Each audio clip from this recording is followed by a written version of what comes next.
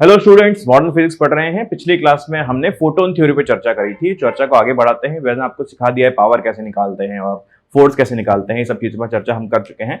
आज की क्लास में हम स्टार्ट करते हैं फोटो इलेक्ट्रिक प्रभाव, फोटो इलेक्ट्रिक इफेक्ट। ठीक है, फोटो इलेक्ट्रिक इफेक्ट क्या होता है और क्या कैसे इसके अंदर चीजें होती हैं, उसको आज हम सीखेंगे। तो हम क्या पढ़ने वाले हैं? Photo electric effect.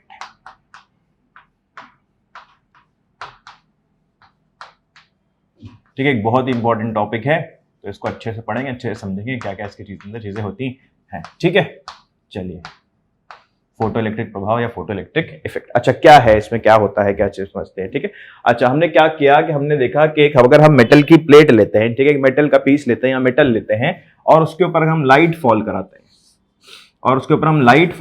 हैं हमने यहां से इसके ऊपर कोई लाइट फॉल कराई है। ठीक है, लाइट फॉल कराई है हमने इसके ऊपर। तो जब लाइट फॉल कराते हैं तो इसके अंदर से इलेक्ट्रॉन निकलते हैं। क्या निकलते हैं? इलेक्ट्रॉन निकलते हैं। सिंपल सा डेफिनेशन है, इसी को हम फोटो इलेक्ट्रिक इफेक्ट कहते हैं। फोटो इलेक्ट्रिक प्रभाव इसी को कहा जाता है। ठीक है, इलेक्ट्रॉन इसके अंदर से निकलते हैं। क्यों निकलते हैं भैया इलेक्ट्रॉन? कैसे निकलते हैं? क्या क्यों निकलेंगे इलेक्ट्रॉन? क्या होगा, क्या हो रहा होगा यहाँ पे? बेसिकली सिंपल सा अगर समझना चाहें हम इस चीज को, तो यहाँ हो ये रहा होगा कि हम यहाँ पर इसको एनर्जी दे रहे हैं किसी प्रकार से। ठीक है, लाइट के फॉर्म में इसको एनर्जी दे रहे हैं। उस एनर्जी को गेन करके इलेक्ट्रॉन बाहर आ जाए। इस एनर्जी को गेन करके, उस एनर्जी को लेकर, उस एनर्जी को अपने अंदर समावित करके ये इलेक्ट्रॉन बाहर आ जा रहे हैं। ठीक है, तो ये तो बेसिक सी चीज हो गई कि ये हो रहा होगा, लेकिन ये कब हो रहा होगा, क्यों हो रहा होगा, उसको थोड़ा सी चर्चा हमें करनी चाहिए। ठीक है, चलिए देखते हैं इसमें क्या हो रहा होगा। अच्छा, हमने क्या देखा? हमने देखा कि जब मैं इसके ऊपर लाइट फॉल कराता हूं, इस मेटल प्लेट के ऊपर लाइट फॉल कराता हूं, तो मैंने एक मेटल प्लेट ले ली। ठीक है, एक मेटल प्लेट मैंने ले ली है यहां पर।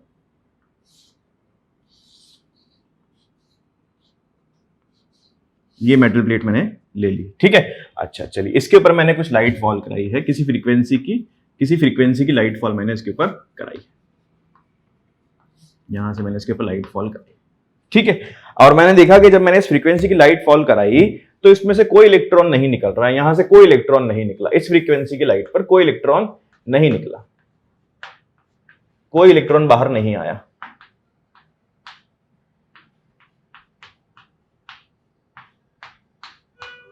कोई भी इलेक्ट्रॉन बाहर नहीं आया इसमें से।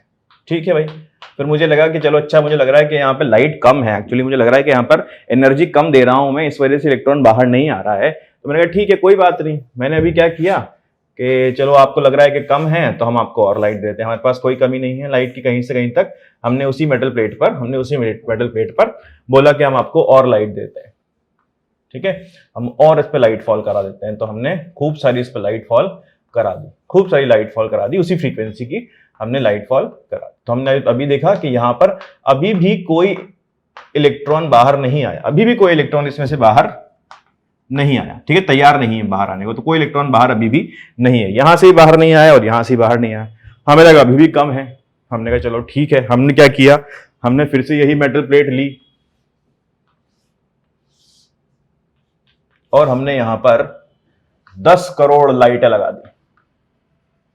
क्या लगा दी? 10 करोड़ लाइटें लगा दी हमने यहां पर। 10 करोड़ लाइट लगाने के बाद मैंने देखा कि अभी भी यहां से कोई इलेक्ट्रॉन नहीं निकल रहा है, अभी भी यहां से कोई इलेक्ट्रॉन बाहर नहीं आया। ठीक है, तो हमारा दिमाग खराब हुआ, भैया ये क्या हो रहा है। ठीक है, इतनी लाइट देने के बाद भी इलेक्ट्रॉन बाहर नहीं आ रहा है। ठीक है, लेकिन गलत बात है, तो होना चाहिए था 10 करोड़ लाइट लगाने के बाद, इतनी एनर्जी देने के बाद तो आ जाना चाहिए था। ठीक है, लेकिन वो इलेक्ट्रॉन फिर भी बाहर नहीं आया। तो फिर क्या हुआ भाई? फिर हमने क्या किया? फिर हमने कहा कि चलो फ्रीक्वेंसी पे थोड़ा सा खेल करके देखते हैं। हमने फ्रीक्वेंसी को थोड़ा बहुत बदला।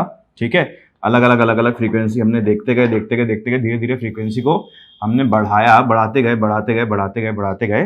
फाइनली ये हुआ कि एक फ्रीक्वेंसी आई जब बहुत फुद्दी सी लाइट देने पर भी, बहुत छोटी सी लाइट देने पर भी इलेक्ट्रॉन बाहर आ गया। मतलब बहुत कम एनर्जी देने पर भी इलेक्ट्रॉन बाहर आ गया। ठीक है, ऐसा हमने नोटिस किया कि अगर एक फ्रीक्वेंसी हमारी अचीव हो जाए, ठीक है, तो उसके बाद तो आप बहुत छोटा सा वैल्यू दो, अगर एनर्जी का बहुत छोटी सी लाइट भी दो, मतलब छोटी सी एनर्जी भी दो, ठीक है, तो उसके बाद भी उसमें भी इलेक्ट्रॉन बाहर आ जा रही है। 10 करोड़ लाइटें लगाने की जरूरत ही नहीं है। छोटा सा एक बल्ब लगा दोगे, छोटा सा एक एलईडी लगा दो तो भी बाहर आ जाएगी। उस फ्रीक्वेंसी की लाइट होनी चाहिए लेकिन उसके अंदर। ठीक है, तो हमने देखा कि एक फ्रीक्वेंसी अगर अचीव हो रही है, उस वाली फ्रीक्वेंसी पर इलेक्ट्रॉन जो है बाहर आ गया है। कौन सी वाली फ्रीक्वेंसी पर? उस वाली फ्रीक्वेंसी पर। ये उस वाली फ्रीक्वेंसी कौन सी है? ये उस वाली फ्रीक्वेंसी है, इसको हम कुछ कहते हैं, ठीक है, इसको हम कहते हैं देहली आवृत्ति। क्या कहते हैं? देहली आवृत्ति। देहली आवृत्ति हिंदी में, और इंग्लिश में हम इसको कहते हैं थ्रेशोल्ड फ्रीक्वेंसी।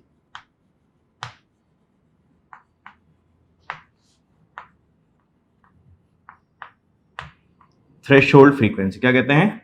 थ्रेशोल्ड फ्रीक्वेंसी, इसको हम हिंदी में, इंग्लिश में कहते हैं थ्रेशोल्ड फ्रीक्वेंसी। क्या मतलब होता है इसका भाई? इसका क्या मतलब हुआ? जैसे कि मैंने आपको समझाया कि हमने बहुत इंटेंसिटी की लाइट दी, मतलब बढ़ाते गए, इंटेंसिटी को बढ़ाते गए बढ़ाते गए बढ़ाते गए, लेकिन फिर भी इलेक्ट्रॉन बाहर नहीं आया। लेकिन इस फ्रीक्वेंसी से, इस फ्रीक्वेंसी की लाइट जब हमने दी तो जो इलेक्ट्रॉन है वो झट से बाहर आ गया, तो इसको हम कहते हैं थ्रेशोल्ड फ्रीक्वेंसी। क्या कहते हैं इसको? Threshold frequency. मतलब ये वो देहली आवृत्ति है, या ये वो आवृत्ति है जिससे पहले कोई बाहर नहीं आएगा इलेक्ट्रॉन, या इसके बाद इलेक्ट्रॉन बाहर आना स्टार्ट होंगे, या इससे इलेक्ट्रॉन बाहर आना स्टार्ट होंगे। ठीक है, तो क्या सीखा हमने? इंटेंसिटी पर निर्भर नहीं कर रहा है कि इलेक्ट्रॉन बाहर आएगा कि नहीं आएगा। मतलब कि कितना आप एनर्जी दे रहे हो, कितनी तेज लाइट मार रहे हो, उससे फर्क नहीं पड़ेगा। कितना एनर्जी आप ज्यादा दे रहे हो उससे फर्क नहीं पड़ रहा है। ये निर्भर कर रहा है कि कितनी फ्रीक्वेंसी की आप लाइट दे रहे हो। ठीक है, कितनी फ्रीक्वेंसी की आपने लाइट दी है, इस पर निर्भर करेगा कि इलेक्ट्रॉन बाहर आने वाला है या नहीं आने वाला है। ठीक है, तो हम कह सकते हैं कि जब तक हम फ्रीक्वेंसी देते गए, मान लो हमने फ्रीक्वेंसी शुरू में करी थी, इसको करा न्यू। ठीक है, क्या क्या फ्रीक्वेंसी ली हमने? न्यू। न्यू आपको सिंबल बताया था मैं, फ्रीक्वेंसी का सिंबल होता है, तो फ्रीक्वेंसी सिंबल हमने लिया न्यू। ठीक है, अब धीरे धीरे इसको बढ़ाते गए बढ़ाते गए बढ़ाते गए बढ़ाते गए बढ़ाते गए बढ़ाते गए बढ़ाते गए, नहीं आया इलेक्ट्रॉन बाहर, नहीं आया, बढ़ाते गए नहीं आया बाहर, नहीं आया, फिर भी हम बढ़ाते गए, एक वैल्यू हमारे पास आई जिसको मैं बोलता हूं न्यू नॉट। क्या वैल्यू आई? New not. कौन सी वैल्यू आई? New not. ठीक है, ये न्यू नॉट जैसे ही वैल्यू आई, अब इसके बाद मैं जैसे ही फ्रीक्वेंसी को बढ़ाता हूं या नहीं बढ़ाता हूं, इंटेंसिटी भी उतनी रखता हूं, तो इलेक्ट्रॉन बाहर आ जाता है। तो हमने कहा कि जब हमारी फ्रीक्वेंसी, जब सोर्स की फ्रीक्वेंसी, जिस सोर्स से हम फ्रीक्वेंसी दे रहे हैं, अगर वो न्यू नॉट के बराबर या उससे बड़ी हो जाए, तो इलेक्ट्रॉन बाहर आना स्टार्ट हो जाएगा। तो इलेक्ट्रॉन बाहर आना स्टार्ट हो जाएगा। ठीक है, और इसको हमने क्या बोला? थ्रेशोल्ड फ्रीक्वेंसी या थ्रेशोल्ड फ्रीक्वेंसी या देहली आवृत्ति। इससे पहले इलेक्ट्रॉन बाहर नहीं आएगा, इससे पहले इलेक्ट्रॉन बाहर नहीं आएगा। ठीक है, ऐसा क्यों हो रहा होगा, इस पर भी हम थोड़ी सी चर्चा कर लेते हैं, ऐसा क्यों हो रहा होगा। ठीक है, चलिए आइए इसको हटा देते हैं और आगे बढ़ते हैं। अच्छा, अब ये सब चीजें हो गई भैया, इलेक्ट्रॉन बाहर आ गया, हमने देखा इलेक्ट्रॉन बाहर आ रहा है, तो इसको एक्सप्लेन करने की कोशिश करिएगा, इसको एक्सप्लेन करने की बहुत कोशिश करिएगा कि कैसे इसको एक्सप्लेन करें, इलेक्ट्रॉन बाहर आ ही क्यों रहा है। सबसे पहले तो ये सोचने वाली बात हुई। जब तक फोटो इलेक्ट्रिक इफेक्ट पढ़ा जा रहा था, फोटो इलेक्ट्रिक इफेक्ट को देखा गया पहली बार, तब तक हमारे पास सिर्फ और सिर्फ कौन सी थ्योरी थी लाइट को लेकर? Wave theory. हम ये मानते थे कि लाइट एक वेव है। हम क्या मानते थे? लाइट एक वेव है। तब तक हम सिर्फ ये मानते थे कि लाइट एक वेव है। अब वेव से इसको कैसे एक्सप्लेन करेंगे भाई? वेव से इसको कैसे एक्सप्लेन करेंगे? हमें तो ये पता था कि जो वेव है, जो लाइट वेव आ रही है, यहां पर लाइट वेव आ रही है, वो कुछ इस प्रकार से यहां पे फॉल हो रही होगी लाइट इस मेटल प्लेट पे। ठीक है, और जैसे फॉल हो रही होगी वैसे ही इन सारे इलेक्ट्रॉन को, इसमें जितने भी इलेक्ट्रॉन है, इलेक्ट्रॉन मेटल क्यों लिया है हमने? पहली बात तो हम ये समझते हैं कि मेटल क्यों लिया हमने? मेटल हमने इसलिए लिया है क्योंकि इसके अंदर फ्री इलेक्ट्रॉन होते हैं। और फ्री इलेक्ट्रॉन का मतलब क्या है? फ्री इलेक्ट्रॉन का मतलब यह है कि वो अपने ही लैटिस में, मतलब अपनी ही जो इसकी लैटिस है, इसके अंदर आराम से इधर उधर घूम सकते हैं, कोई उनको टेंशन वाली बात होती नहीं। ठीक है, इसके अंदर काफी सारे फ्री इलेक्ट्रॉन होते हैं, लेकिन वो बाहर नहीं आ सकते, मेटल सरफेस से बाहर नहीं आ सकते, अंदर घूम सकते हैं। बाहर निकालेंगे हम फोटो इलेक्ट्रिक इफेक्ट से। ठीक है, तो ऐसा देखिएगा मेटल से इलेक्ट्रॉन बाहर निकल रहे हैं। चलो अच्छी बात है, मेटल से इलेक्ट्रॉन बाहर निकल रहे हैं, लेकिन इसको समझाया कैसे जाए? तो उन्होंने कहा कि लाइट तो वेव है, और वेव जब लाइट है, लाइट जब वेव है, ठीक है, तो वेव सब पे फॉल कर रही है, पूरी मेटल सरफेस पे फॉल कर रही है, और इसमें जितने भी इलेक्ट्रॉन इसके अंदर हैं, इसके अंदर जितने भी इलेक्ट्रॉन हैं, उन सबको एनर्जी दे रही होगी। ठीक है, उन सबको बराबर बराबर बराबर बराबर एनर्जी दे रही होगी। वेव का काम होता है सबको बराबर बराबर बराबर बराबर एनर्जी ये दे।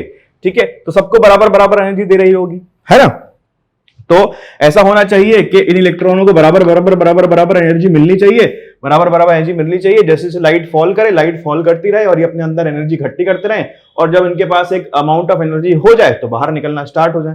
लेकिन ये तो सबको बराबर बराबर एनर्जी मिलनी चाहिए, और ये भी होना चाहिए कि जितनी देर में इनको एनर्जी इकट्ठी हो उतनी देर में ये कोलिजन भी कर रहे हैं, लगातार टकरा भी रहे हैं, वो एनर्जी को लॉस भी कर रहे हैं। ठीक है, जैसे जैसे इनको एनर्जी मिल रही है उसी एनर्जी को ये लॉस भी किए जा रहे हैं, टकरा टकरा के। ठीक है, लॉस भी हो रहा है, लेकिन फिर भी इलेक्ट्रॉन बाहर आ रहे हैं। अगर ऐसा हो रहा होता कि वेव से अगर एनर्जी मिल रही होती तो ये एनर्जी बराबर बराबर में बढ़ रही होती और बराबर बराबर बढ़ जाती, और हमें देखते कि ये जैसे इनके पास, जैसे मान लीजिए इस इलेक्ट्रॉन के पास एनर्जी आ गई, वैसे सबके पास एनर्जी आई, इस इलेक्ट्रॉन के पास एनर्जी आ गई और ये आपस में सब चलने लगे और टकराने लगे, जितनी एनर्जी आई थी उन्होंने लॉस कर दी, है ना, उसको वो लॉस कर देंगे और कभी बाहर नहीं निकलेंगे। लेकिन इसका उल्टा इफेक्ट हमें देखने को मिल रहा है कि इलेक्ट्रॉन जो है वो बाहर आता है, इलेक्ट्रॉन जो है वो बाहर निकलता है। तो इसको कैसे एक्सप्लेन किया जाए, इसको क्या किया, इसको कैसे बताया जाए, इसमें क्या हो रहा होगा, ठीक है। तो इसको एक्सप्लेन करने के लिए एक बहुत ही नामी साइंटिस्ट आए जिनका नाम आप जानते हैं, ठीक है, एल्बर्ट आइंस्टीन।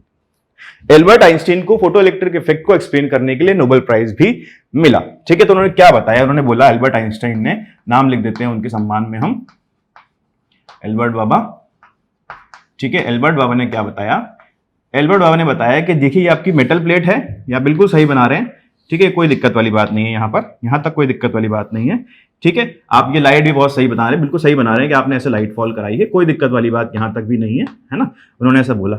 अच्छा, दिक्कत वाली बात क्या है, उन्होंने बोला कि ये जो आप इलेक्ट्रॉन जो बाहर निकाल रहे हैं, ये जो इलेक्ट्रॉन आप बाहर निकाल रहे हैं, ये बेसिकली जिस थ्योरी को आप समझा रहे हैं उससे कभी बाहर आ ही नहीं सकता, उसके अनुसार बाहर आ ही नहीं सकता, अनटिल एंड अनलेस लाइट एक पार्टिकल से बनी हुई हो, लाइट के अंदर पार्टिकल्स हो, ठीक है, लाइट के अंदर पार्टिकल्स हो, मतलब लाइट किससे बनी हो, क्वांटा से, पैकेट से, ठीक है, किसके पैकेट से, एनर्जी के पैकेट से, क्वांटा ऑफ एनर्जी, इसको हम क्या पढ़ चुके हैं अभी पिछली क्लास में, फोटोन, बिल्कुल सही, फोटोन, ठीक है।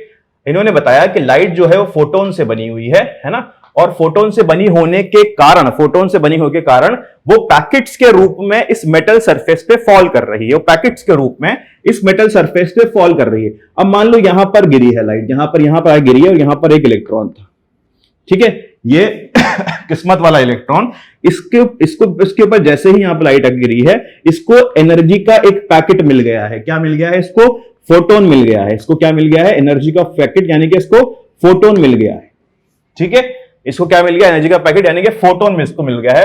और एनर्जी कितनी होती है फोटोन की, h न्यू के बराबर, ये हम पिछली क्लास में पढ़ चुके हैं फोटोन थ्योरी के अंदर, ठीक है। तो एनर्जी कितनी होती है, h न्यू के बराबर इसकी एनर्जी होती है, तो इसको h न्यू के बराबर एनर्जी मिल चुकी है, इस इलेक्ट्रॉन को h न्यू के बराबर एनर्जी मिल चुकी है। वहीं जब वेव थ्योरी की हम बात कर रहे थे, तो वेव थ्योरी में पूरे जितने भी इलेक्ट्रॉन इस मेटल के अंदर हैं, उन सभी को बराबर बराबर बराबर बराबर एनर्जी बटनी चाहिए थी, जो कि नहीं हो रहा है, ठीक है। अगर वेव थ्योरी के हिसाब से जाते तो इनको बराबर बराबर बटनी चाहिए थी, जो कि नहीं हो रहा है। इसीलिए आइंस्टीन ने एक्सप्लेन किया कि भैया जो इलेक्ट्रॉन है, इस एक इलेक्ट्रॉन की मैं बात कर रहा हूं, तो इसको एनर्जी जो मिली है वो फोटोन के रूप में मिली है, मतलब पूरा पैकेट इसको मिल गया है, ठीक है। ये किस्मत वाला इलेक्ट्रॉन है, पूरा पैकेट इसको मिल गया है, तो आप इसको बोल सकते हो किस्मत वाला इलेक्ट्रॉन, इसको पूरा पैकेट मिल चुका है, ठीक है भाई, पूरा पैकेट इसको मिल गया है। तो फोटोन का, इसको तो एनर्जी कितनी मिल गई है, इसको h न्यू एनर्जी मिल गई। अब इसकी मर्जी है ये इस h न्यू एनर्जी का क्या करेगा, ठीक है। अब किसी को देना नहीं है इसको इस h न्यू एनर्जी को इस्तेमाल करना है। अब किस तरह उसको इस्तेमाल करता है उसको हम देखते हैं। चलिए, तो हमने देखा गया कि ये क्या करेगा भाई, h न्यू जो एनर्जी है इस h न्यू एनर्जी का ये क्या करेगा। इसने बोला कि इलेक्ट्रॉन ने बोला कि मेरे पास ये h न्यू एनर्जी जो आ गई है, ये जो h न्यू एनर्जी मेरे पास आ गई है, मैं इसका इस्तेमाल इस प्रकार से करूंगा कि जो मेरे पास बॉन्ड है, बॉन्ड मतलब इलेक्ट्रॉन रुका हुआ है, न्यूक्लियस से जुड़ा हुआ है, अट्रैक्शन फोर्स है उनके बीच में, तो मैं इसमें थोड़ी एनर्जी तो इस्तेमाल करने वाला हूं इस बॉन्ड को तोड़ने के अंदर, मतलब मैं यहां से फ्री हो जाऊंगा। क्यों रुका हुआ है लैटिस के अंदर, इस चीज को समझो कि मेटल सरफेस से बाहर क्यों नहीं निकल सकता, ठीक है। मतलब अपने मोहल्ले में घूम सकता है लेकिन अपने मोहल्ले के बाहर नहीं जा सकता, ठीक है। अपने मोहल्ले के बाहर इसलिए नहीं जा सकता क्योंकि उसको इलेक्ट्रॉन ने रोक रखा है, उसके इलेक्ट्रॉन न्यूक्लियस ने उसको रोक रखा है। अब वो क्या करेगा कि भाई मेरे पास अब इतनी एनर्जी आ चुकी है कि मुझे इस बॉन्ड को तोड़ा, मतलब मेरे द्वारा इस बॉन्ड को तोड़ा जा चुका है, तो इलेक्ट्रॉन बोलेगा मैं इस बॉन्ड को अब तोड़ सकता हूं, ठीक है। तो उस बॉन्ड को वो तोड़ देगा। थोड़ी बहुत एनर्जी इसने कहां यूज करी, बॉन्ड को तोड़ने में। इस h न्यू एनर्जी को उसने कहां यूज किया, बॉन्ड को तोड़ने में,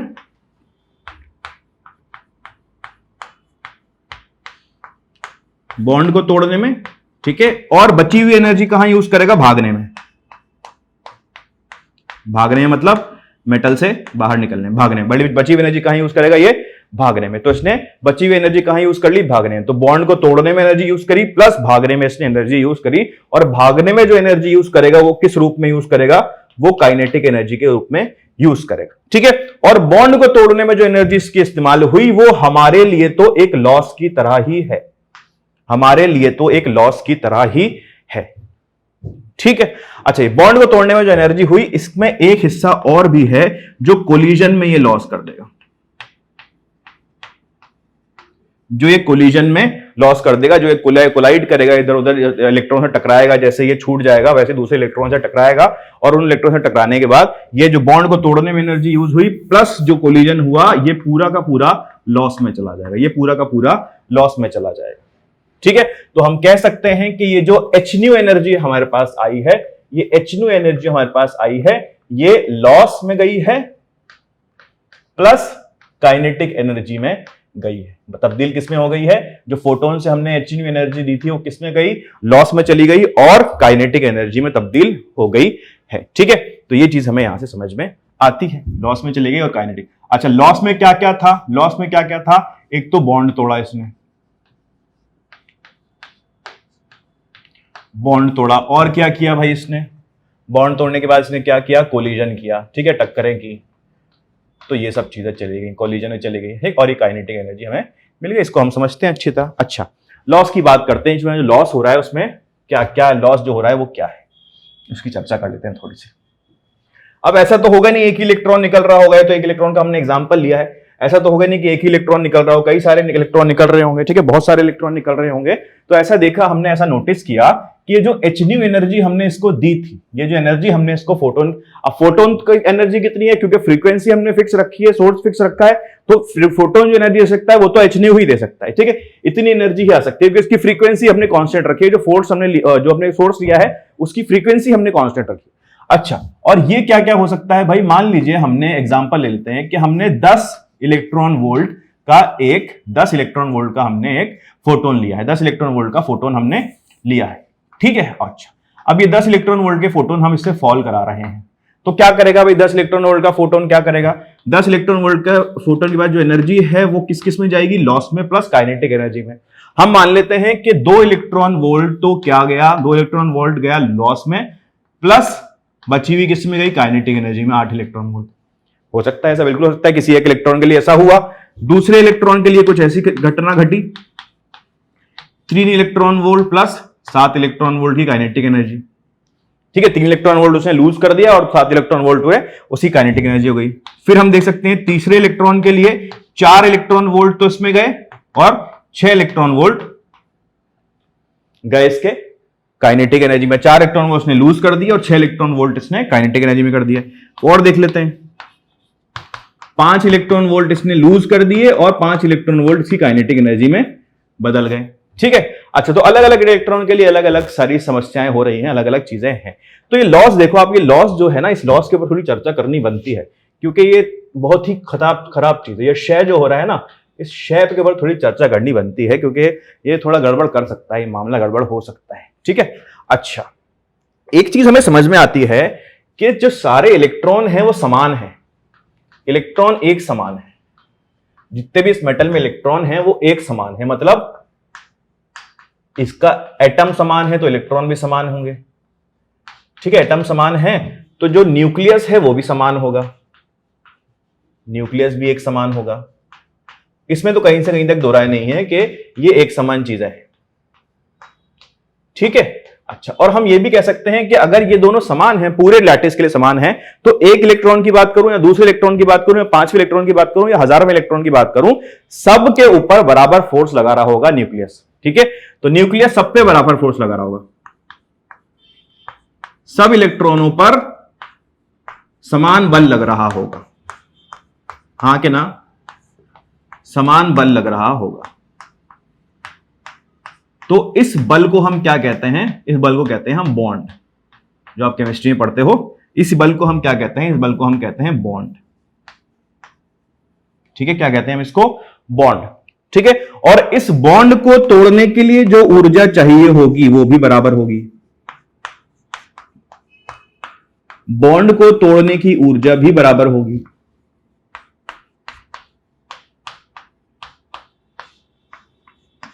होगी कि नहीं होगी? बराबर होगी। ठीक है, समान होगी। अच्छा, अब बॉन्ड को तोड़ने की ऊर्जा भी हमारे पास बराबर आ गई है। अगर बॉन्ड को तोड़ने की ऊर्जा भी बराबर है, अगर बॉन्ड को तोड़ने की ऊर्जा भी बराबर है, तो भैया ये लॉस जो है वो अलग अलग क्यों आ रहा है? लॉस किसमें हो रहा है? बॉन्ड को तोड़ने में हो रहा है ना? तो लॉस अलग अलग क्यों आ रहा है? तो ये लॉस हम देख सकते हैं कि लॉस अलग अलग, यहां पे 2 इलेक्ट्रॉन, 3 इलेक्ट्रॉन, 4 इलेक्ट्रॉन, 5 इलेक्ट्रॉन आ रहा है। बॉन्ड को तोड़ने में तो बराबर एनर्जी जानी, मान लीजिए 2 इलेक्ट्रॉन वोल्ट जानी थी बॉन्ड को तोड़ने में, तो इसने तो बॉन्ड को तोड़ दिया, बाकी तो इसने अपनी काइनेटिक एनर्जी में बदल ली। इसने एक्स्ट्रा 1 इलेक्ट्रॉन वोल्ट खर्च किया, इसने 2 + 2 इलेक्ट्रॉन वोल्ट एक्स्ट्रा खर्च किए, इसने 3 इलेक्ट्रॉन वोल्ट ज्यादा खर्च किए। ठीक है, तो ऐसा क्यों हो रहा है? ऐसा क्यों कर पा रहे हैं? ऐसा क्यों कर रहे हैं ये? तो इस चीज को हम समझते हैं, ऐसा क्यों कर रहे हैं, इसको आप देखेंगे। तो मैंने अभी आपको बताया कि लॉस जो होता है वो 2 चीजों में हो रहा है, एक तो बॉन्ड को तोड़ने में, ठीक है, प्लस ये कर रहे हैं कोलिजन, जो टक्कर कर रहे हैं उसके अंदर भी इलेक्ट्रॉन लॉस कर रहा है, इलेक्ट्रॉन लॉस कर रहा है। ठीक है, अच्छा, अब बॉन्ड को तोड़ने में तो हम मान सकते हैं एक फिक्स एनर्जी जा रही है जो कि सबके लिए बराबर है, एक फिक्स एनर्जी जा रही है जो कि सबके लिए बराबर है। लेकिन ये जो कोलिजन है इसके अंदर जो एनर्जी है वो नियत नहीं है, वो कैसी है? हमारी एक चर राशि है। ठीक है, ये एक चर राशि है। बॉन्ड को तोड़ने में जो एनर्जी जा रही है वो तो समान है, वो तो फिक्स रहेगी, लेकिन कोलिजन में जो एनर्जी जा रही है वो एक चर राशि है। ठीक है, तो वो बदल सकती है। वो क्यों बदल सकती है? वो क्या हो रहा होगा? अच्छा, अब मान लीजिए जो मेटल प्लेट है हमारी, उसके ऊपर एनर्जी फॉल हुई, उसके ऊपर लाइट फॉल करी हमने, उसके ऊपर हमने लाइट फॉल करी इस प्रकार से यहां। ठीक है, लाइट फॉल हमने इसके ऊपर कराई। अच्छा, अब मेरे पास 2 इलेक्ट्रॉन है, एक इलेक्ट्रॉन तो बेचारा यहां पर बैठा है, बिल्कुल यहां पर कोने पर, बिल्कुल एक कोने पर बैठा है, बिल्कुल कोने पर बैठा है। ठीक है, इसके ऊपर जैसे एनर्जी आई, इसने बोला कि चलो ठीक है, मुझे एनर्जी मिली, मैं बाहर निकला, मुझे एनर्जी मिली और मैं बाहर निकला। एक इलेक्ट्रॉन बेचारा यहां बैठा है अंदर, यहां पर मेटल सरफेस, मतलब थिकनेस में अगर मैं देखूं तो थिकनेस में अंदर है। ठीक है, इसको जैसे एनर्जी मिली, ये बेचारा इधर गया, खट खट फिर टकराया, फिर टकराया, फिर टकराया, फिर टकराया, फिर टकराया, फिर टकराया, टकरा टकरा टकरा टकरा के यहां पर निकला। लॉस किसमें ज्यादा हुआ? लॉस किसमें ज्यादा हुआ? आप बिल्कुल सही समझ रहे हो कि लॉस जो होगा टकराने वाले जो इलेक्ट्रॉन है उसके अंदर ज्यादा खर्च होगा, टकराने वाले इलेक्ट्रॉन में लॉस जो होगा वो ज्यादा होगा, एनर्जी ज्यादा इसके अंदर खर्च होगी, एनर्जी का क्षय जो है वो ज्यादा होगा। तो हमें यहां समझ में आता है कि इलेक्ट्रॉन कितने टक्कर करेगा, इलेक्ट्रॉन कितना टकराएगा किसी चीज की दूसरे इलेक्ट्रॉनों से, ठीक है, या एटम से कितना टकराएगा, उस पर निर्भर करेगा कि यहां पर क्षय कितना होने वाला है, यहां पर क्षय कितना होने वाला है, उस पर हमें पता चलेगा कि बॉन्ड जो है, जो लॉस जो है वो कोलिजन के कारण कितना ज्यादा हो रहा है या कितना कम हो रहा है। ठीक है, तो इलेक्ट्रॉन की स्थिति पर भी निर्भर करेगा वो कितना टकराने वाला है, और जितना वो टकराएगा उतना ज्यादा ही वो लॉस करेगा। ठीक है, चलिए ये सब लिखिए, आप फिर अपन आगे चलते हैं। तो हम तो बात करते हैं उस इलेक्ट्रॉन की जो बिल्कुल निकलने को रेडी हो। ठीक है, मतलब उसने बोल रखा है कि मेरे को तो एनर्जी मिली और मैं निकला। ठीक है, मुझे टकराना ही नहीं किसी से, मैं बाहर बैठा हूं, बिल्कुल बिल्कुल दरवाजे बैठा हूं मैं तो, ठीक है, बिल्कुल गेट पे बैठा हूं और मुझे एनर्जी मिली और मैं निकला, मैं ना किसी से टकराने वाला, मुझे टेंशन ही नहीं। ठीक है, तो वो क्या बोलेगा कि आपने जो मुझे एनर्जी दी है, ठीक है, वो मैं थोड़ी तो लॉस करूंगा ना, प्लस के ही नहीं दूंगा। तो ये लॉस जो मैं करूंगा ना, ये मिनिमम लॉस करूंगा, न्यूनतम लॉस करूंगा, न्यूनतम क्षय होगा मेरी तरफ से। ठीक है, और ये न्यूनतम क्षय किसमें होगा? न्यूनतम क्षय किसमें होगा? अब कोलिजन तो हुआ नहीं, टक्कर तो हुई नहीं, ये सिर्फ बॉन्ड को तोड़ने में होगा, ये बॉन्ड को तोड़ने में होगा, ये सिर्फ बॉन्ड को तोड़ने में होगा। ठीक है, तो बोलेगा कि बॉन्ड को तोड़ने में जो मुझे चाहिए होगा, आप उसको बोल दो, ठीक है, ये एनर्जी मुझे चाहिए, इसको आप बोल दो फाई के बराबर, इसके बराबर फाई के बराबर, क्या बोल दो इसको आप? फाई के बराबर बोल दो। ठीक है, और अपना फॉर्मूला बना लो कि एच न्यू जो है वो फाई, ठीक है, जो मुझे चाहिए बॉन्ड तोड़ने में, प्लस के ई मैक्स के बराबर होगा। के ई मैक्स मतलब अधिकतम काइनेटिक एनर्जी कैसे आएगी? जब क्षय सबसे कम हुआ है, सबसे मिनिमम लॉस हुआ है, अगर मिनिमम लॉस हुआ है तो उस केस में जो काइनेटिक एनर्जी होगी वो हमें अधिकतम मिलेगी, उस केस में हमें काइनेटिक एनर्जी जो होगी वो अधिकतम मिलेगी। और यही फॉर्मूला आपने देखा भी होगा, अगर देखा होगा कभी तो ये फॉर्मूला आपने देखा होगा कि एच न्यू बराबर 5 प्लस के ई मैक्स, एच न्यू बराबर 5 प्लस के ई मैक्स। इस 5 को हम अंग्रेजी में वर्क फंक्शन भी बोलते हैं। ठीक है, वर्क फंक्शन भी बोलते हैं, वर्क फंक्शन भी इसको हम बोलते हैं। तो अलग अलग मेटल के लिए अलग अलग वर्क फंक्शन होता है, अलग अलग मेटल के लिए अलग अलग वर्क फंक्शन होता है और फ्रीक्वेंसी के अनुसार होता है। तो 5 को हम एच न्यू नॉट भी बोल देते हैं, एच न्यू नॉट भी हम बोलते हैं। न्यू नॉट यहां पर क्या है, वही थ्रेशोल्ड फ्रीक्वेंसी, ठीक है, वही है, क्या है, थ्रेशोल्ड फ्रीक्वेंसी, जो मैं आपको बता चुका हूं ऑलरेडी।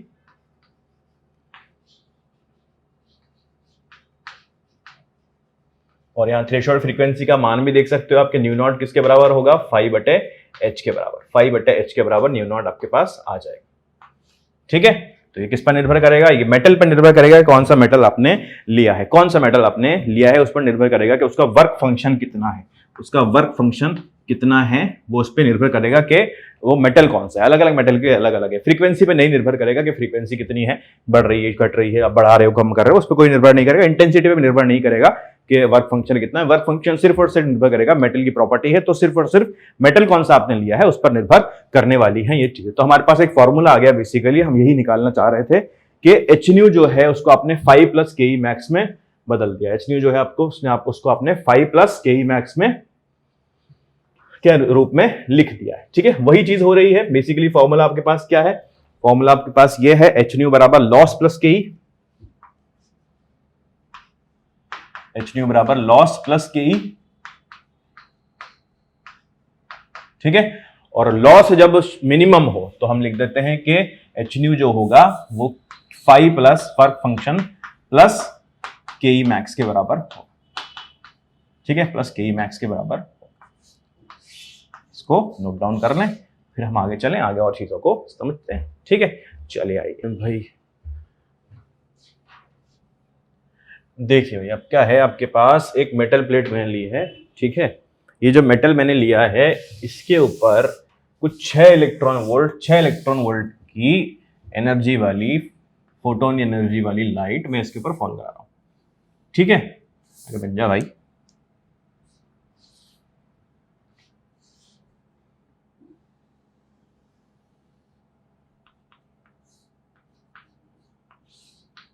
ये देखिए भाई, कहाँ आया, 6 इलेक्ट्रॉन वोल्ट, ठीक है। और मुझे किसी ने बता दिया कान में आकर कि इसका वर्क फंक्शन जो है वो है भैया कितना, 4 इलेक्ट्रॉन वोल्ट के बराबर। वर्क फंक्शन जो है वो कितना है, 4 इलेक्ट्रॉन वोल्ट के बराबर है, ठीक है। और मुझसे पूछा गया कि बताइए कि इसके अंदर से इलेक्ट्रॉन निकलेंगे, ठीक है, इलेक्ट्रॉन बाहर आएंगे, फोटो इलेक्ट्रिक इफेक्ट होगा, इलेक्ट्रॉन बाहर आएंगे। तो इलेक्ट्रॉन जो बाहर आएंगे उनकी काइनेटिक एनर्जी कितनी हो सकती है, उनकी काइनेटिक एनर्जी कितनी हो सकती है, ठीक है। तो आपने देखा वही झट से बोला कि आपने 6 इलेक्ट्रॉन वोल्ट हमने दिया है, ठीक है, और ये वर्क फंक्शन 4 इलेक्ट्रॉन वोल्ट हो गया है, प्लस के मैक्स हमने यहां लिख दिया है, ठीक है। तो आपने बोला कि सर ये 6 है और ये 4 है और ये के है, हाँ जी बिल्कुल सही है ना। और आपने बोला सर के मैक्स जो है वो जो है, के जो है वो 2 इलेक्ट्रॉन वोल्ट की होगी। अब मेरा सवाल आपसे ये है कि ये तो ठीक है, सिंपल सा कैलकुलेशन, प्लस माइनस आप बचपन से करते हुए आ रहे हो।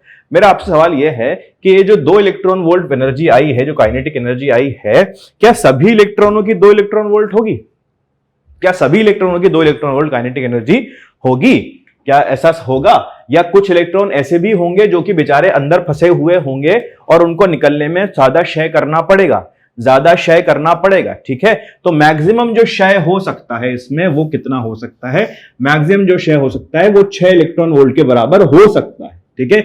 ये हमने फाई यहां पर लिखा, ये वर्क फंक्शन है, इतना तो होगा ही, इतना तो होगा ही, लेकिन उससे ज्यादा भी हो सकता है और वो काइनेटिक एनर्जी के रूप में कंपनसेट करना पड़ेगा, वो काइनेटिक एनर्जी के रूप में कंपनसेट करना पड़ेगा।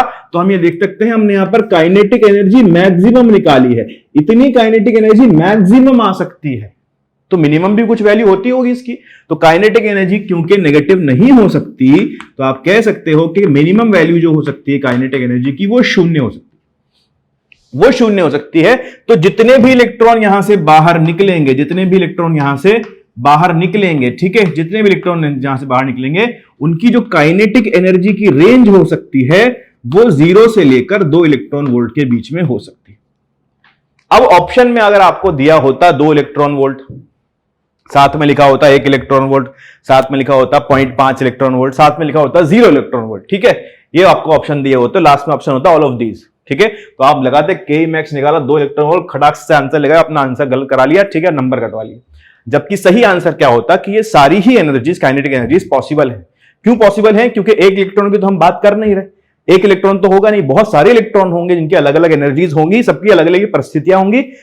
जैसे ही अलग अलग परिस्थितियां होंगी तो उनको अलग अलग ऊर्जा का क्षय करना पड़ेगा और अलग अलग काइनेटिक एनर्जीज के साथ वो बाहर निकलेंगे। हां, ये बात बिल्कुल सत्य है कि जो काइनेटिक एनर्जी मैक्सिमम हो सकती है किसी इलेक्ट्रॉन के पास, वो 2 इलेक्ट्रॉन वोल्ट की हो सकती है। इससे कम ही होगी लेकिन हो सकती है।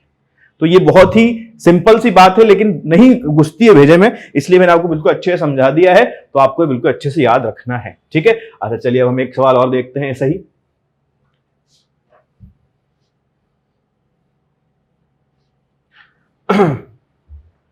देखें भाई, ये क्या है? ये एक मेटल प्लेट है। ठीक है, एक मेटल प्लेट है हमारे पास। ठीक है, एक मेटल प्लेट यहां पर भी हम रख देते हैं, इस तरह से एक मेटल प्लेट हम यहां पर भी रख देते हैं। ये मेटल प्लेट भी हमारी ही है ना? है ना? चलिए, अच्छा और क्या करें? और क्या करें भाई? और क्या करें? इसके ऊपर हम लाइट फॉल करा दें। ये वही मेटल प्लेट है जो हमने ली है, जिसका फाई जो है वो 4 इलेक्ट्रॉन वोल्ट के बराबर है। इसका फाई कितना है? 4 इलेक्ट्रॉन वोल्ट के बराबर है। ठीक है, चलिए, अच्छा यहां एक काम करते हैं, इसको ऐसे कनेक्ट कर देते हैं।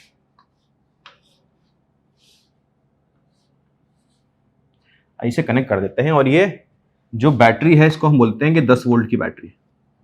ये 10 वोल्ट की बैटरी है। हाँ क्या ना, समझ में आता है ना? चलो, और यहां पर हमने क्या करेंगे? लाइट फॉल करेंगे, है ना? यहां हम लाइट फॉल करेंगे। जैसे हमने यहां कितने की लाइट फॉल करोगे कितने करोगे? 6 इलेक्ट्रॉन वोल्ट कर दो भाई।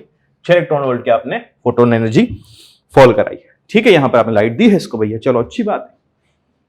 इलेक्ट्रॉन निकलेगा, बिल्कुल निकलेगा, इलेक्ट्रॉन निकलेंगे बहुत सारे, है ना? अब मान लेते हैं यहां से एक इलेक्ट्रॉन निकला। जैसे ही बाहर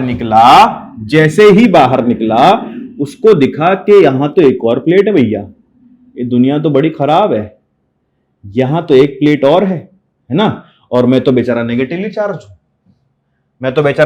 चार्ज हूं, तो इधर एक इलेक्ट्रिक फील्ड जनरेट हो रही होगी। ठीक है, इधर एक इलेक्ट्रिक फील्ड जनरेट हो रही होगी, जिसको क्या बोल दिया आपने? ई बोल दिया। ठीक है, फिलहाल के लिए आपने उसको ई बोल दिया। ठीक है भाई, ई बोल दिया तो बोलेगा भैया इलेक्ट्रिक फील्ड इधर आ रही है, मैं नेगेटिवली चार्ज हूं, मेरे ऊपर तो फोर्स लगना तय है ई के बराबर। इस डायरेक्शन में मेरे ऊपर ई के बराबर फोर्स लगना तय है और मुझे तो भागना पड़ेगा, है ना?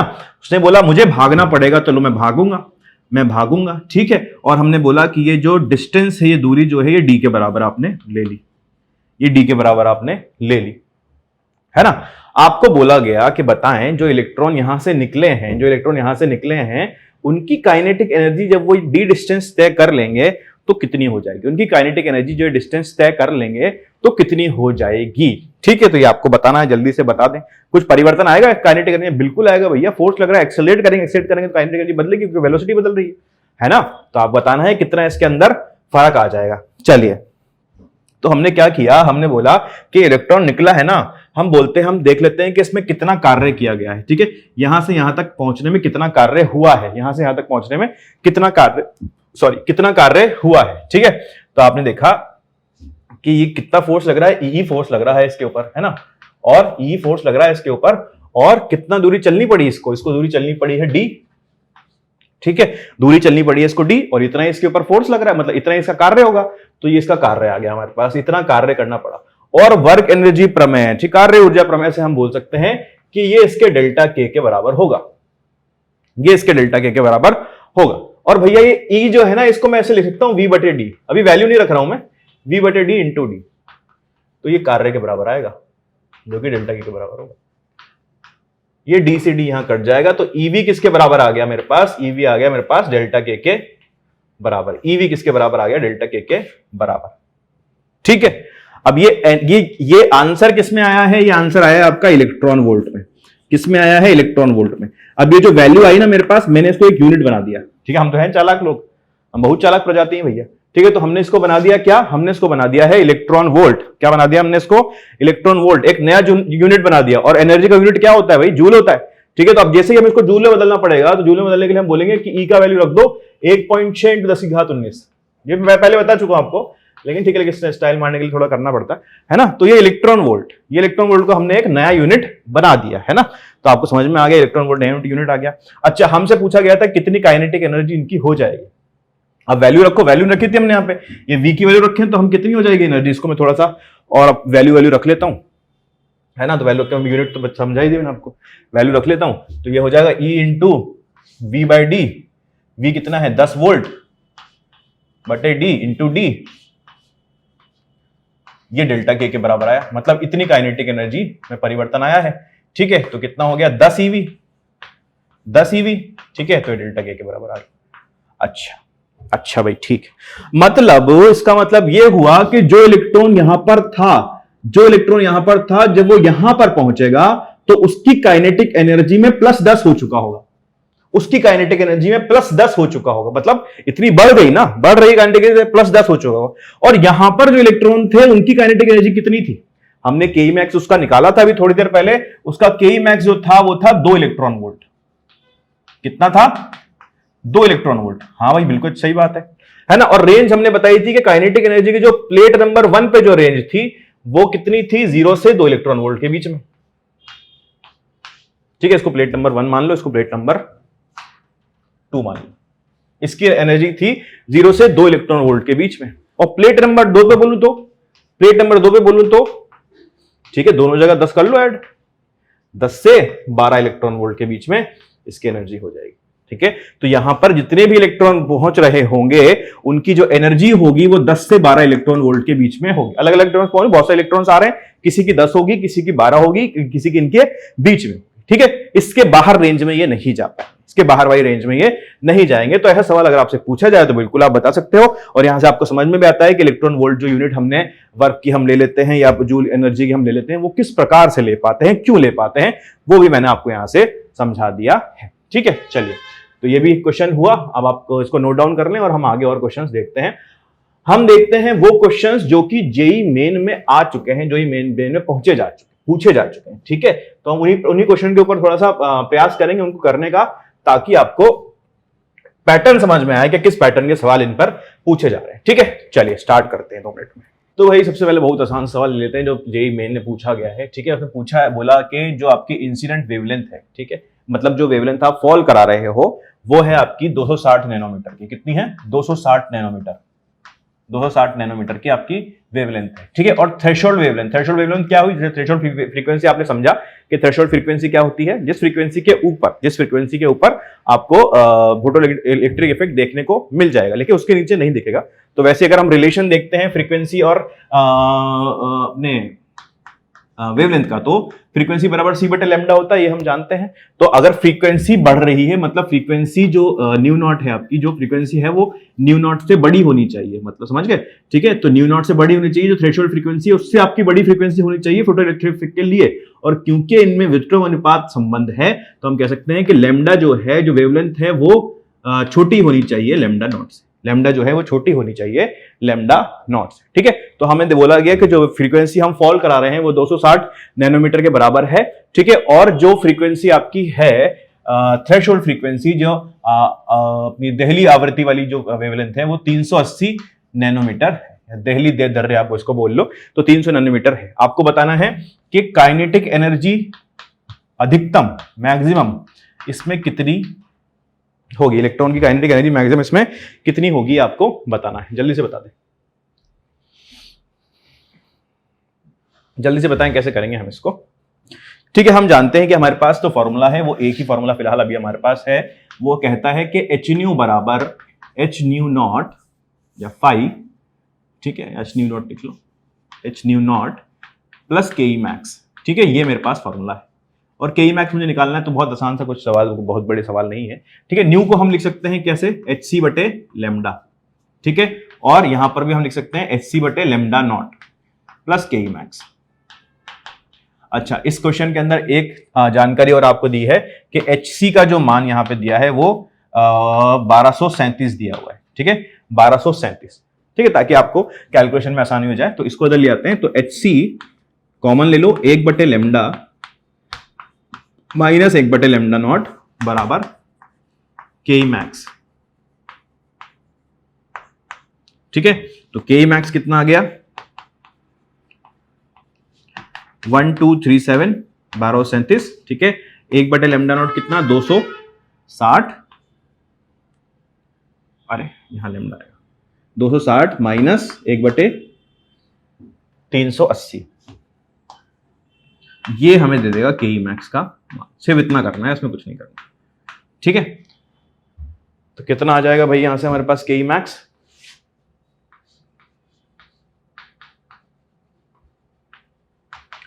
1237 इंटू 380 माइनस 260 बटे 380 इंटू 260,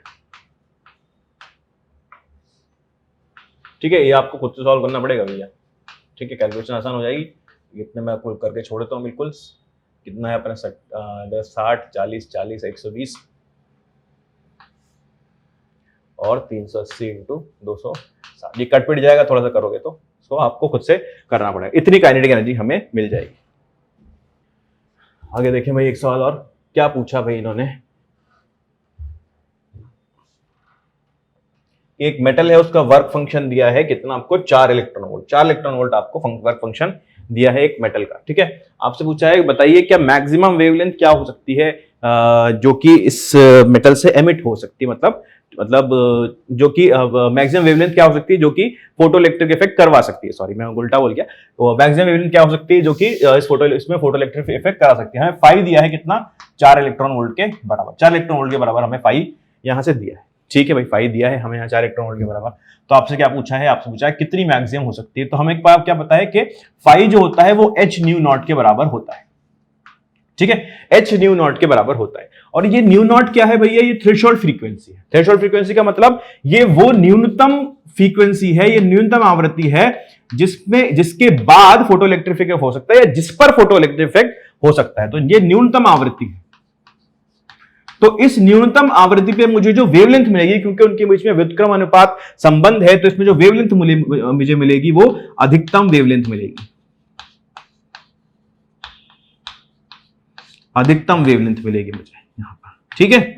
अधिकतम वेवलेंथ मुझे यहां पर मिल जाएगी। तो सीधे सीधे मैं क्या बोल दूंगा, मेरे पास तो फॉर्मूला है फाई बराबर h न्यू नॉट। फाई कितना है 4 इलेक्ट्रॉन वोल्ट के बराबर, और h का मान मुझे 6.6 into 10 to the power minus 34, 6.3 into 10 to the power minus 34, ठीक है। इतना मैंने रख लिया है। और इधर से मेरे पास आएगा क्या एच सी बाय, अच्छा H C by lambda naught लिखें तो एच सी का वैल्यू हम रख देंगे 1240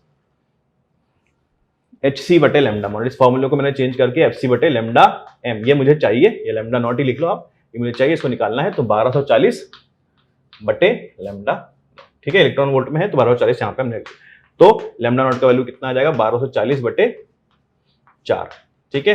ये 310 नैनोमीटर के बराबर आंसर आ जाएगा, ठीक है।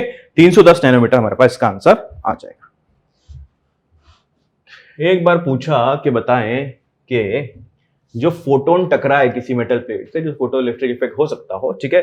तो फोटोन के टकराने और इलेक्ट्रॉन के बाहर आने में कितना समय का फर्क होता है, कितना समय का डिफरेंस होता है। तो ये लगभग 10 की घात माइनस 10 सेकंड के बराबर होता है, ठीक है। इसको याद रखना, बिल्कुल इंफॉर्मेटिव चीज है, इसको आप याद रख सकते हैं, ठीक है। कितना होता है 10 की घात माइनस 10 सेकंड के बराबर इसके बीच में अंतराल होता है, समय अंतराल होता है, जिसमें फोटोन के टकराने इलेक्ट्रॉन के बाहर आने के अंदर डिफरेंस होता है, ठीक है। हम तो इसको मतलब फील भी नहीं कर सकते, बहुत कम टाइम है। चलिए, अच्छा आपको दिया हुआ है कि एक मेटल प्लेट हमने ली है, ये हमारी मेटल प्लेट है, ठीक है। इसका वर्क फंक्शन जो है वो फाई के बराबर है। कितना है, फाई के बराबर इसका वर्क फंक्शन है। अच्छा, हमने इस पर वेवलेंथ फॉल कराई है पहली वाली लेमडा 1, जिसको 350 नैनोमीटर मैंने बोला है कि 350 नैनोमीटर के बराबर ये वेवलेंथ, और दूसरी मैंने वेवलेंथ से फॉल कराई है लेमडा 2, जो कि आपकी 540 के बराबर है, 540 नैनोमीटर के बराबर है, ठीक है। अच्छा चलिए, इसमें देखा गया कि इन दोनों वेवलेंथ को जब हमने फॉल कराया तो कुछ ना कुछ काइनेटिक एनर्जी आई, ठीक है। तो इसके बाद स्पीड आई मान लेते हैं v1, और उसके बाद स्पीड आई मान लेते हैं v2, ठीक है। इसके बाद स्पीड आई v1, उसके बाद स्पीड आई v2। तो ऐसा देखा गया कि v1 v2 के बीच में संबंध है वो डबल का संबंध है, मतलब ये जो वेलोसिटीज हैं वो इनका जब हम रेशियो लेते हैं तो वो 2 के बराबर आता है, ठीक है। तो हमें देखना पड़ेगा तो किसमें ज्यादा होता है और किसमें कम होता है, तो एनर्जी किसमें ज्यादा होगी किसमें कम होगी, ठीक है। तो मान ले अगर इसका v है, अगर इसका v है तो इसका 2v आ सकता है, और अगर इसका मान ले v है तो इसका 2v आ सकता है। ठीक है, ये मैं ऐसा क्यों लिख रहा हूं, क्योंकि मैं आपको बताना चाह रहा हूं कि हम, ताकि आप ये समझ सको कि कहां पर डबल आएगा। ठीक है, किसका ज्यादा होगा किसका कम होगा वो हमें पता करना पड़ेगा। हमें बस इतना पता है कि इनका जो अनुपात है, इनका जो अनुपात है वो फैक्टर है, वो 2 के फैक्टर में है। ठीक है, वो 2 के फैक्टर में, किसका ज्यादा होगा किसका कम होगा वो हमें खुद से एनालाइज करना पड़ेगा, क्योंकि क्वेश्चन के अंदर ऐसा बनाया गया है क्वेश्चन को। ठीक है, चलिए तो हम देखते हैं हम लिखते हैं कि दोनों तरफ से हमें क्या पता करना है, हमें पता करना है कि इसका वर्क फंक्शन फाई कितना हो, हमें ये पता करना है। ठीक है, चलिए तो हम देखते हैं क्या क्या हम कर पाते हैं। अच्छा, पहली वेवलेंथ के अगर मैं इक्वेशन लिखूं तो मैं लिख सकता हूं कि E1 जो है एनर्जी 1, ठीक है, E1 जो होगी, ठीक है, वो किसके बराबर होगी, वो होगी आपकी फाई प्लस केई मैक्स, फाई प्लस केई मैक्स। ठीक है, केई मैक्स 1। ठीक है, अच्छा, और E2 देखूं तो ये कितनी होगी, फाई प्लस केई मैक्स 2। ठीक है, ये इक्वेशन हम जानते हैं, के मैक्स 1 और के मैक्स 2। अच्छा, अब मुझे आप बताएं कि के मैक्स 1 और के मैक्स 2 में ज्यादा कौन सी वैल्यू होगी। अब E1 की आप वैल्यू देखते हो तो E1 की वैल्यू क्या होती है, हम यहां पे देख लेते हैं। E1 की जो वैल्यू होगी वो HC बटे लैम्डा 1 होगी, और E2 की जो वैल्यू होगी वो HC बटे लैम्डा 2 होगी। हाँ के ना, ये लैम्डा 1 और लैम्डा 2 के बराबर ये वैल्यूज आएंगे, HC बटे लैम्डा 1 HC बटे लैम्डा 2 के बराबर ये वैल्यूज आएंगी। ठीक है, अच्छा, अब लैम्डा 1 का वैल्यू आप देखोगे कम होगा, दिया हुआ है 300-350 नैनोमीटर, तो E1 का वैल्यू बड़ा होना चाहिए, H2 का वैल्यू बड़ा है। ठीक है, इसके कंपैरिजन में E2 का वैल्यू छोटा होना चाहिए, मतलब E1 बड़ा है किससे, E1 बड़ा है किससे, E2 से। E1 की वैल्यू बड़ी आ गई E2 से। यहां से आप देख सकते हो कि E1 में से 5 माइनस करूं, E2 में से 5 माइनस करूं तो के मैक्स 1 और के मैक्स 2 की वैल्यू आ जाएगी। क्योंकि E1 बड़ा है E2 से तो के मैक्स 1 की वैल्यू के मैक्स 2 से बड़ी आएगी। ठीक है, तो हमें यहां से पता चलता है कि के मैक्स की 1 की वैल्यू पहले केस की वैल्यू दूसरे केस की वैल्यू से ज्यादा आएगी। ठीक है, इसको मैं कैसे लिख सकता हूं, हाफ m v1 स्क्वायर बड़ा है किससे, हाफ m v2 स्क्वायर। ठीक है, साफ साफ पता चल रहा है यहां से कि v1 जो है वो v2 से बड़ा है। ठीक है, हमें यहां से पता चलता है कि v2 जो होगा वो v1 का डबल होगा। कौन सा बड़ा है, v1 बड़ा है, v1 जो होगा वो v2 का, v1 जो होगा वो v2 का डबल होगा। ठीक है, अगर मैं v1 को v मान लेता हूं तो v2 कितना होगा, 2v। अब हमारे पास कुछ नहीं बचा है करने को, ये बहुत ही आसान हो जाएगा हमारा सवाल अब। ठीक है, हम क्या लिखेंगे यहां पर, इक्वेशन नंबर 1 में E1 बराबर फाई प्लस के मैक्स 1 यानी कि हाफ m इंटू 2v का स्क्वायर, और E2 बराबर phi plus half into m into v का स्क्वायर। ठीक है, फाई को इधर ले आओ। ठीक है, तो इक्वेशन क्या बन जाएगी, E1 माइनस फाई बराबर ये, और यहां बन जाएगी E2 माइनस फाई बराबर ये। ठीक है, डिवाइड कर लेते हैं दोनों को, तो E1 minus phi upon E2 minus phi किसके बराबर आ गया, 4 के बराबर। देखो काटोगे इसको तो 4 बचेगा, बाकी सब कट पड़ जाएगा, है ना। तो हमारे पास क्या आया, थोड़ा सा इसको इधर उधर कर लें solve. E1 minus five upon E2 minus five बराबर 4।